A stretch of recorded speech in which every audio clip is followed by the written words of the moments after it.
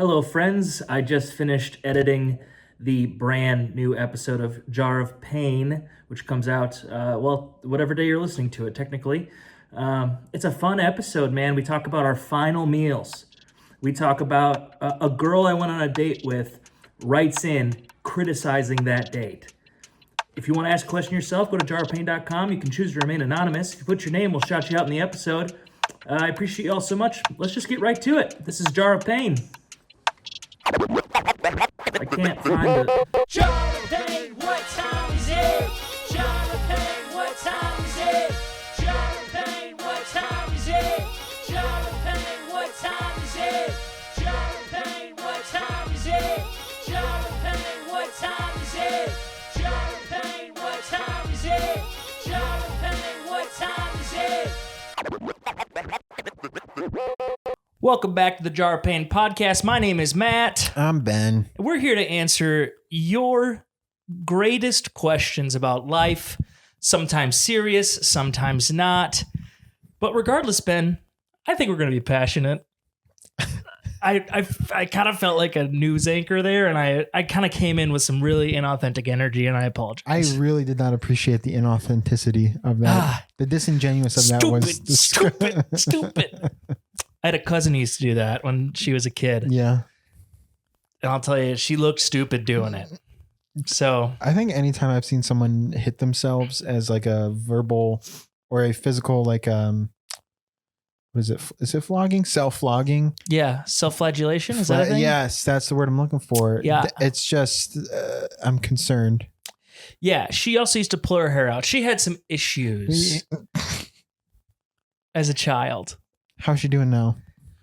Great. She's got a husband and a dog and a house. Not so stupid anymore. We'll be back after the break. I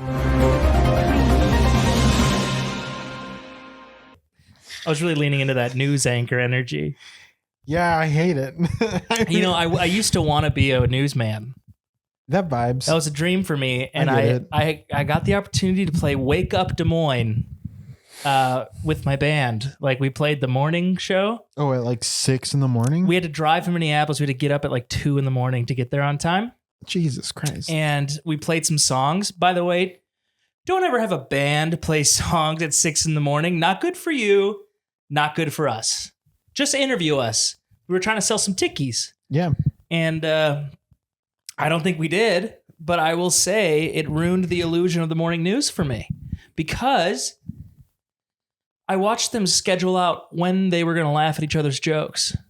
He was like, I'm going to say this joke and then you're going to laugh and we're going to go to commercial. And they just like hated each other. And like they executed so genuine and real. Just like a high functioning couple that's about to divorce. Yes, because it was a man and a woman. And then she'd be like, ha, ha, ha, ha. Go to commercial. Immediately, her face changed to like, it was so fake. And I was like, I can't do this. Not even like a teeter off of he's like, No, it was like just a genuine full stop, raucous laughter into commercial break. straight period. And then done. Period. Yeah. Damn. You know what? I get it. It makes sense. Well, You're dealing with that. you person got to bring the every day. energy. You're selling ads. When you're a news person in the morning, you're just selling you're selling eyeballs to advertisers, and that's how you make a living.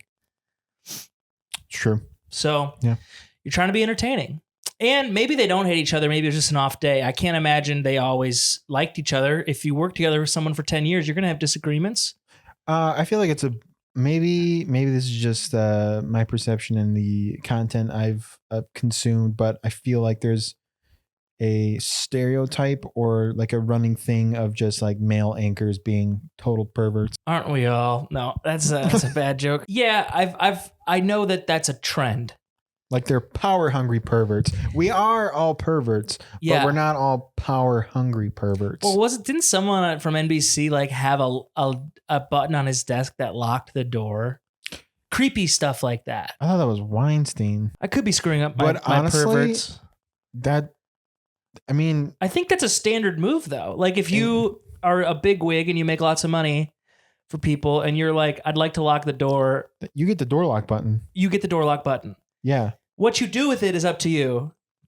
But I can imagine if you like your door was shut and you'd like took a personal call or something, you'd be like, I don't want anybody stepping in on this. Locking that might be beneficial, but then people use it for evil, like most things. Maybe you're like, hey, I want to lock people out so they don't come in on this call. Or I'm going to lock you in this room with me until you put your fingers in my butt. Yeah. And that's not good. It's we do not good. stand for that. We don't condone it. Yes. Should we get to a question? Matt, what do we do here? We answer your questions that you ask on jarpain.com. Jarpain.com. Scroll a little bit. It's right there. It's very easy.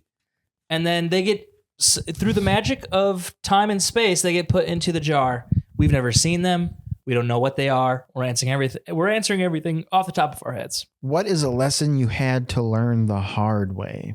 Ooh, that's a really good question. I'm someone who only learns things the hard way. That's really the only way to learn them.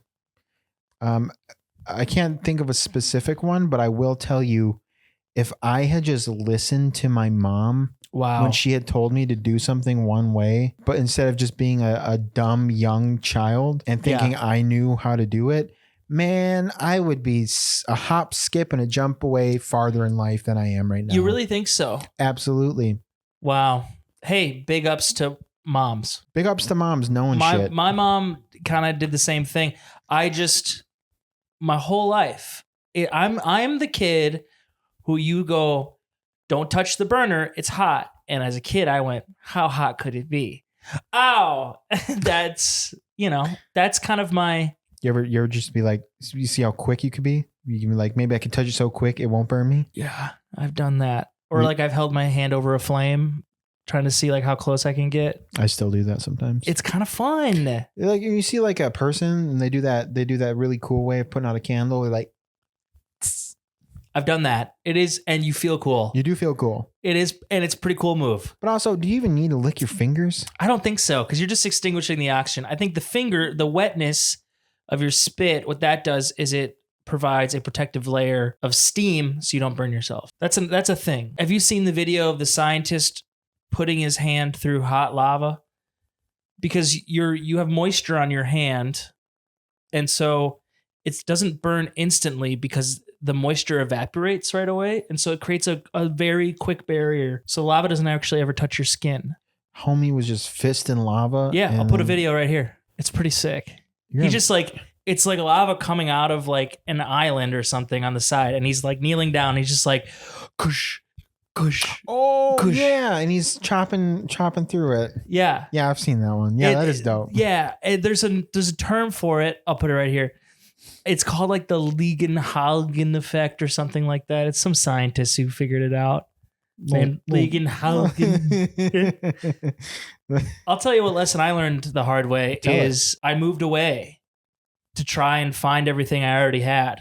And it took moving away to Nashville to realize that I had great friends and great family and a great like support system back home. And I've always been trying to find that my whole life. It's why I toured, trying to find a community. And it took leaving to realize that I already had it. And it was very powerful. And I hope everybody has that experience of kind of like regret and missing something they already had, because then you move back and you have a whole new perspective on everything. I haven't seen my parents in 3 weeks. Next question. What turns you on? Oh, that's a good question. You know, when I was younger, like a boob. Just like, dude, side boob could go so far when I was younger. Could take me so far. I would argue side boob in a movie was more effective than full-on nipple. Full-on nipple or even cleavage. Yeah. Side boob in the movie Rat Race. Remember that movie? Never saw it. I know it. I just haven't seen it. There's side boob in that movie. Also in Laura Croft, there's side boob. Oh, yeah. Angelina Jolie Prime. The queen. A queen walks among us peasants, and her name is Angelina Jolie. Maybe not now. I'm not sure. Not now. She's kind of Skeletor-ish. Yeah, she kind of... but maybe she's healthier than she's ever been. I don't know. I feel like Some of those Hollywood people, they have like a prime, and then this isn't even about the way they look. They get so frail and skinny, and you don't know if it's drugs or alcohol or what, but something happens. tell you who ain't getting frail and skinny. Brad Pitt. He always looks good. But we gotta watch ourselves here because we're doing the classic thing where guys get better looking as they age, and culture believes women get less good looking as they age because our value of women is as young women, and that is not a good way to live your life. I'll push back on that theory. I don't personally believe in that. I just think that Brad Pitt is a good looking dude, and he's and Once Upon a Time in Hollywood. What is he, like 60, 50? Yeah, but that's what I'm saying. We appreciate men as they get older. Once women can no longer bear children, we start to depreciate and devalue them. Firstly, I don't think Angelina Jolie's ever. Well, yeah, she has bared children, but she's adopted enough children that she makes for up all for of it. us, truthfully. But then let's counteract that by listing off an attractive older celebrity, Jennifer Aniston. That's an easy one. Oh yeah, she looks great. Yeah. She always has. Always has. Helen Mirren. Yes. Wasn't she naked in that one movie with Jack Nicholson? Oh, I don't know. Is it the one about the writer? It's like an older person romantic comedy. I think so, where he's like he's kind of like hitting on her daughter or something, and then they go to a beach house. Helen Mirren is good looking. Yeah. Yeah. True. But Jill Biden? You lost me. What? Jill Biden looks good, dude. Jill Biden. I mean, come on. The only video I can think of Jill Biden is when she's like extending her arm and like pointing, and then literally off camera, you just see Joe Biden's mouth just bite her finger. I haven't seen that. Okay, please put it right here. Okay, I will. It's so good. But the question is, Matt, what turns you on? Yeah, I don't get turned on by normal things. Well, now that I'm 31, side boob doesn't really do it for me. Side boob is a great prize. But I get turned on by seeing a little bit of authenticity in somebody. Ambition for me. Ooh, I love ambition. Yeah. I love, like, there was this one time I was hanging out with like people at a bar, and this girl took a sip of her Blue Moon, and some dribbled off the side, and it went down her hand and rolled down her elbow, and she licked it all the way down. And that little moment of authenticity, really, I haven't forgot it, you know? So like I have this running joke that I'm running for president. Yeah. Joke probably turned reality. This girl shared a news story with me, and then she said, "Your country needs you," afterwards. And I would be honest, that did it. Your country needs you. Something about that just like triggered this primal tribal thing inside of me. Just got you rock hard. Oh, yeah. I had to sit different. I had to change positions. I was sitting right here. I had to sit different. That's a really good line that I don't think enough people are going to appreciate. They'll appreciate it when I'm gone. Well, that was just sad. Oh, it won't be for 150 years. Well, that's better. I'm going to live to be 185. A man on our first date stopped me 5 minutes into me talking and said he didn't hear anything I just said. Is this acceptable behavior? Now, I'd like to discuss this because that man was me. And I know who put that in there. Okay. So let me explain the situation. Which also, actually, now that you said it's you, man, oh man, does that make sense? The amount of times we've had conversations where I just see your dead little eyes looking off, not anywhere near the location that we are currently at, only for you to go, "I'm sorry, I wasn't paying attention. What did you say?" Isn't innumerable. Isn't that better though? It shows that I care. I will say, yes, we wish I could pay attention all the time. Yes. That's not who I am. That is also true. So here we were at a Mexican restaurant, and there was a loud TV behind her, and I got distracted, and then I switched my attention back, but my brain was still going even though my eyes were on her. So I said, I'm sorry, I got distracted and I missed everything you said. Can you please repeat that? I think that that's a good thing to do. Yeah, no, that is good. I mean, 5 minutes though, that is a lengthy amount of chat. Also, I did not miss 5 minutes. I was going to say, we were 5 minutes into a conversation and she was making a point. And then I was like, I'm sorry, I missed that. I got distracted. Can you repeat what you said? I think that that's better than doing the old, yeah, that's lying and disingenuine. not necessarily. That's something I would do, but that's only because I am too afraid to be judged for not paying attention. But I do try and be like, I'm sorry, can you say that one more time? I have been better about that lately. I think that's the right thing to do. What was the actual question, or was she just roasting me? No, we were on point. Oh, is this acceptable behavior? I think it is acceptable. Also, we haven't been on a date since, so we sussed it out. Maybe it's just a thing that's not going to work out, and that's okay. That's why you go on dates. Maybe she was actually really boring and you dodged a bullet. Fight me. I don't care. I don't think she's boring. I just think maybe we're just a bit incompatible. Because I'm going to get distracted. That is true. This was okay. If we were together for 45 years, that would have been the first of millions of times. So I think it's good to get those things out in the open. That is true. Maybe she just wasn't prepared. Maybe she didn't realize that, you know? There's Maybe a you guys lot need going second on in date. here at all times. And I feel like any partner that I get, not get, like it's going to be given to me for a pig or something like that. But like any partner I end up with is going to have to understand that on a deep level. Also, I leave cupboards open. That was a point of contention before in a relationship. I could feel that. And you know what? I get it. Because although you see me going in the cupboard, my brain is on Mars. I'm just looking for something. And he left that cupboard open. It's still open. It's still open. Next question. Why did my dad leave? Another one. At this point, I think people are just being assholes. Wow. We answered this in the last episode. No, we said it was how do I get my dad back? Oh, yeah. I think that's in the episode that came out today. It is. A Boy Who Cried Marinara, available everywhere. Yeah. Anywhere you get podcasts, if you can't find it, get better at finding things. My dad left because my mom was smart and didn't want a drug addict in our lives. Did you kick him out? Fled. Fled would be a more accurate term. Wow. So there's some drama there. Yeah, there is. Damn, dude. Hey. What's written on your hand? Laundry. Looks like I'm not the only forgetful one in the group. Yeah, I don't space out during a conversation. That's a lie. Well, I do. I do space out during a conversation. And then you go, yeah. Yeah. Yeah.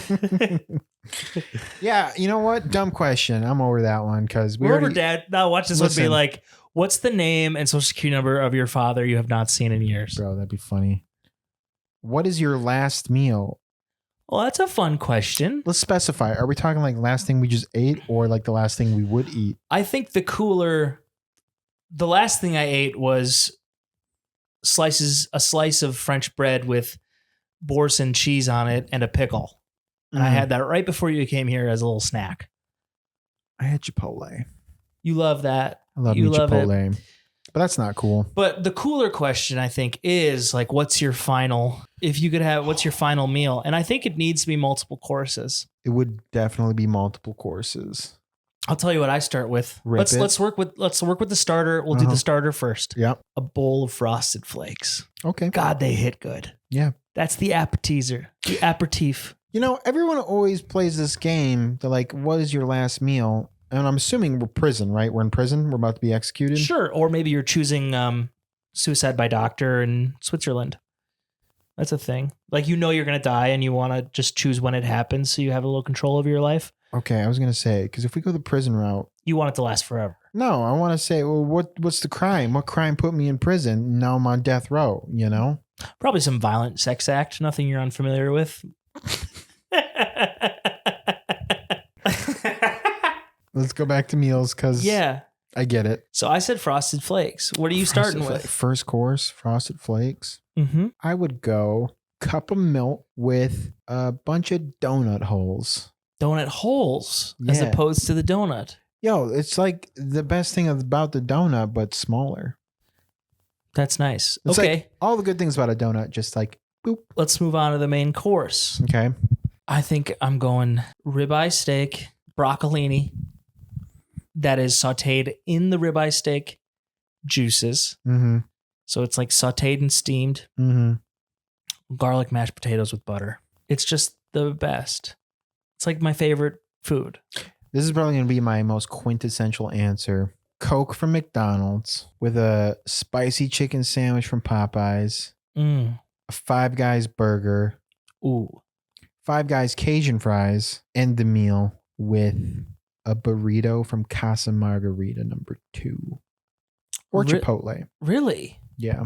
Not California tacos. California tacos is dope, but Casa Margarita is a dummy thick burrito that if I had to go out eating, that would be it. I do want to also add, I'll have water with the whole meal, Topo Chico. Okay. But with the steak, I would love a Cabernet, a nice Cabernet. One of these days, I'm just gonna have to do like an alcohol thing where like I eat the food that people pair the drinks with, because I feel like I'm missing out on something, but I don't know. There's definitely something there. I don't think it's totally necessary to enjoy the meal, but if it's my last meal, Might as well. But what about dessert? You know, I'm not a big sweets guy. Right. Another steak. Just give me a steak with side of steak, please. Yeah. Yeah, no, I think I would do tiramisu, homemade. Ooh. I used to work at a French bakery and I would hang out with all the Europeans. Like I would go over to the baker's house and we'd have like a meal with all these wonderful, unique people. Sure. And she would bring homemade tiramisu. We're talking raw eggs in there. You can't sell this stuff. The FDA says you can't because, you know, possibility for salmonella or whatever comes from eggs. Is it because a filthy European touched it? That's why you can't Yeah, do that's it. Okay. But tiramisu, homemade tiramisu is really, I think, as good as it gets for dessert for me. It's not super sweet, but it's just creamy, thick, and delicious. Have you ever had better than sex cake? I don't know what the name of it is other than that name. No. It's like chocolate cake. Okay. But it's like soaked in caramel. Wow. And then Sounds rich. yeah, it's got like toffee on top of it with frosting, and it's just better than sex. Sounds good. Yeah, Yeah. it's pretty damn good. And with my tiramisu, I would like, Which I think tiramisu is just that, but you know, Italian. not quite, but it's like sweet cream filling and espresso on top and sweet and chocolate. I've had a bite of it from It's delicious. Likely. It's delicious. Yeah. And then I would love a little double shot of espresso with it. That'd be dope. I think I would like a pumpkin pie with the crustiest crust. Like I'm talking graham crackery crust, that I love flaky that. crust. I love the graham cracker crust. Yeah, boy. And then just just like a sanctionable amount of Cool Whip. Oh, I love a Cool Whip. So much. So much that they're like, would you like to put the pie on your Cool Whip? You're like, Instead no. of the other way around. I'm like, no, I would like to dunk this into Yeah, the Cool almost Whip. like a chip. Yeah. A chip that you dip in the Cool Whip. Yeah. And Yeah. then freshly made Culver's mixer. I am sensing a theme here for you. You love fast food. Yeah. But also if I'm going out, you know? Yeah, that's true. That's true. They're gonna have to clean some shit up when I die. They absolutely will. Me too. I mean, I just had a pound and a half of beef. Yeah. You just had 8 pounds of steak go through your body. Yeah, that's fun. All right. Another That was one? a cool question. That was fun. Hey, if you want to ask a question, go to jarpain.com. Jarpain.com. It's easy. AROFPAIN.com. Do most people walk to work or carry their lunch? That's a confusing question. Is that a haiku? What are you trying to ask me here, buddy? Let me see. Do most people walk to work or carry their lunch? It's a weird question. You know what's also weird is I'm like, how drunk was this person? But the handwriting, pretty legible. It's not bad. Do most people walk to work or carry their lunch? Well, I'll tell you, most people, I don't. Well, are we talking on the global scale? I would say probably most people walk to work in the world. I think that's what they're saying. Is like, do most people either walk to work? You know what? Never mind. I just tried to. I was like, do they carry their lunch? But that doesn't make any sense. Yeah, I think it's trying to mislead us on purpose. I don't like it. But I think most people walk to work in the world, wouldn't you think? I mean, cities like, New York and LA and London. But that's where the most amount of people live. Exactly. So I would say yes. Yeah. And I would say most people bring lunch to work. I go home for lunch, but I'm a special scenario where I work a block away from where I live. I'm going to say more people carry their lunch. Yeah. I bet you go for fast food every day. I have a sandwich. From home. Okay. What's your lunch sandwich? But today I got Chipotle. You had Chipotle twice? Not in a day. Oh, I thought you had Chipotle before you came over here. No. No, I had today it's just like a little ham and cheese sandwich. Nice. I mean, it was made for me. I didn't eat it because I was like, man, I want something nice and warm. and when the weather, okay, here's the thing. Is that I don't care what I have made. If the weather is good enough, I'm like, I just want to go outside and eat in my car with the windows down and let a breeze hit me in the face, which I could do. How long do you get for lunch? An hour? 30. But I take like 35, 40s. Man, I get an hour. I couldn't go back to 30s. When I'm done eating, I still have 30 minutes just to vibe. Man. But I do work. I am like not on the clock, but it is 8 to 5. Man, what's it like having freedom? Well, I'm salary, which means I don't really have. There's really no work-life balance. You kind of are always on, Yeah. The more I do, the less I get paid. Next question. What's it like having all that pretend freedom? What is your worst drug experience? There's been a few times I got so high, I saw the insides of the universe. There's just been some times where you're like borderline comatose and you just see the insides of everything. And I've like seen my own future. Anytime you hear a sound, it's like it unfolds to infinity, but you don't see it. You just like feel the sound unfold, and you get lost in details and colors, and it all becomes one thing. It feels like you're just in the machine, not experiencing it. It's very weird, and I do not recommend doing that. I once took a rip off a bong and threw up my spaghetti. Yeah, that same thing, basically. It's pretty much potato, tomato. Yeah. Yeah, one time I got so high in high school, and I felt like I could hear everybody's thoughts. And that was another bad one because people would say things and I would hear their thoughts after they said it. And it was like everyone was vying for the top position in the room, and it was really uncomfortable. That's a next level high. I'm very sensitive to weed. And it took me years to figure out that I can just say like, no thanks, I'm done. Just say no? Yeah. It took you years? Basically, just say no. The man who went through DARE program? I actually never graduated DARE. I never did the paper, but they still gave me a t-shirt because they wanted every kid to graduate DARE. Nice. I didn't. All right, last question. What's the best job you've ever had? That's a nice little back and forth. This is easy for me. Yeah? I sold fireworks for 3 weeks in 2012. Oh, that rips. Out in the country selling illegal stuff. And they were long days. I'd get there like 8. I'd leave after sundown. But man, no one needs to buy fireworks. People are stoked to buy fireworks. And I was just manning this tent by myself, all cash, by the way.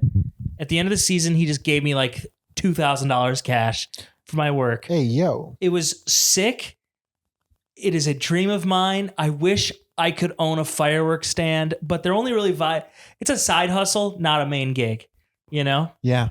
But man, just sit out in the country all day, beautiful country, out in the summertime. I'd have friends come visit because it was only busy for like 9 days before and after July 4th.